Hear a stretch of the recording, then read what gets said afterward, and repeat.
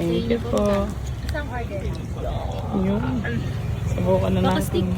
Andito tayo ngayon sa C-Spot para tikman yung tofu squares! Let's go! For 4 pieces, 25 pesos. So 8 pieces yan, 50 pesos. Subukan na natin. As a tofu lover, cheese-wise masarap. Ang chili niya, alam mo yung chili na pang siomai? Ito mainit. Ay, mainit. Sorry. Maharap. Masarap. Sige nga, tikman nga natin yan. Masarap talaga. Yan.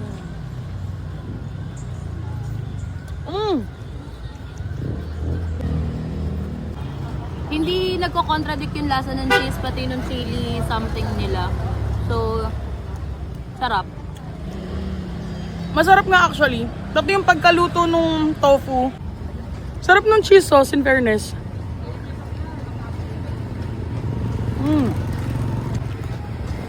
Must try talaga to. Buhat na buhat ng cheese nila. Dito lang yan sa may Marikina, Bancheta. Pumunta na kayo.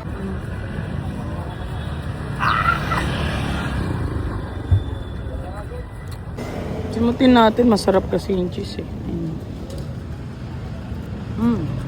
Nakapag tofu squares na kami. So ano next nating food? Sabi niya empanada na naman. Tingnan natin yung empanada kung masarap. Pero check natin kung ano yung mga meron pang food sila here. Ayan! Tikman natin yung empanada dito. Empanada, let's go! Merong Ilocos empanada dito pero hindi pwede kasi double egg, single egg lang. So subukan natin tong extra special na lang siguro. Ayan. Ano po kuya? Isang extra special po. 75 po no, 1 egg, 2 longganisa, tas vegetables. Nakakaya, nakalimutan ko ata magbayad. Masyado ako nasarapan sa tofu squares. Asa na si tofu squares? Kasi nakita ko buo pa yung pera ko. Hindi pa ata ako nakapagbayad. Ate, bayad ko po dun sa 50. Nakalimutan na magbayad.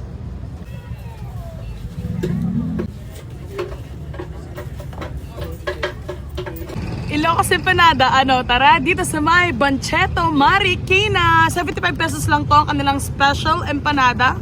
Pero parang ang lutong niya eh, oh. Ang lutong niya masyado. Tikman natin, pero repolyo to. Titikman natin tong repolyo kasi hindi ko talaga siya. Hindi ko talaga siya gusto, ang repolyo. Kasi mas masarap ang papaya, pero subukan natin. Bigyan natin siya ng chance, okay? Laban na natin to kahit sobrang init. Mainit nga, dito na lang tayo. Repolyo, ayan. Ay!